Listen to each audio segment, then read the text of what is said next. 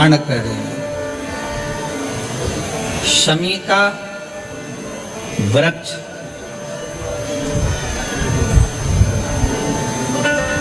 हमारे शरीर में जो रोग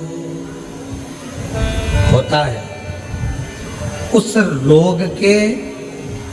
जितने भी तत्व होते हैं उनको शमी का वृक्ष खींचता है।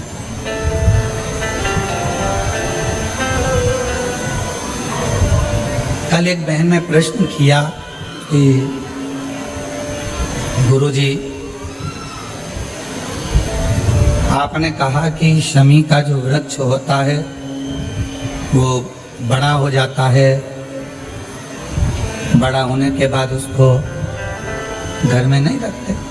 छोटा पौधा, छोटा सा पौधा घर में रख सकते, और वो छोटा सा जो पौधा है उसको तो हम घर में रख सकते हैं, पर वृक्ष, शमी का वृक्ष जितना बड़ा होता चले जाता है तो उसको घर से अपन रखते नहीं, उसको फिर कहीं बगीचे में या कहीं एकांत में या जहाँ उसकी जरूरत है वहाँ उसको लगा दिया जाता। गणेश पुराण में एक बात आती है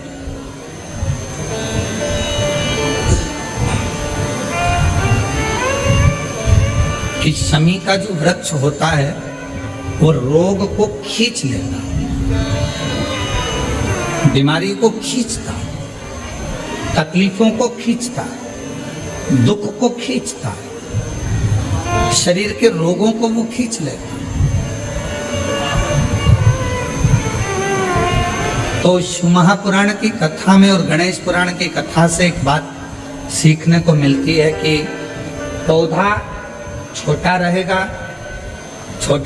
तो आप उसका पूजन भी कर सकोगे, पत्ते भी ले सकोगे, शिव जी पे भी समर्पित कर सकोगे, और घर के अंदर यदि कोई तकलीफ में है, कष्ट में है, तो उसके दुख को भी वो खींच ले, उसके कष्ट को भी वो खींच ले, उसके कष्ट को, उसके दुख को खींच लेता है, उसके कष्ट को, उसके दुख को वो खींच लेता है।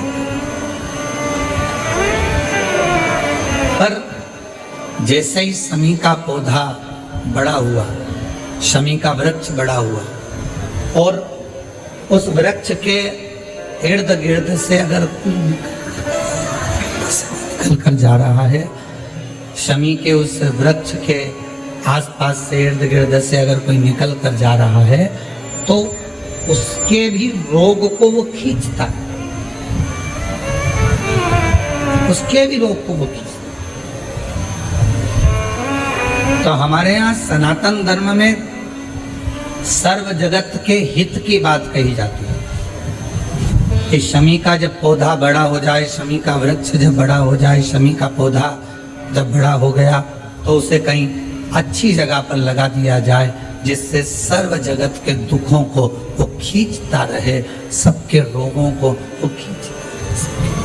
समाप्त करता रहे, सबके रोगों को वो खींचता रहे, समाप्त करता रहे। सर्व जगत के हित। छोटा है पौधा अपने नजदीक। शिव महापुराण में 5 वृक्षों का जो वर्णन किया गया, पहले नंबर पर है बेलपत्र का वृक्ष, दूसरे नंबर पर है शमी का वृक्ष, तीसरे नंबर पर है आंवले का वृक्ष, चौथे नंबर पर है पीपल का वृक्ष, और 5वें नंबर पर है वट वृक्ष। ये हमको बल देते हैं और हमें जो बल प्रदान करते हैं, हमें जो एनर्जी देते हैं, हमारे दुखों को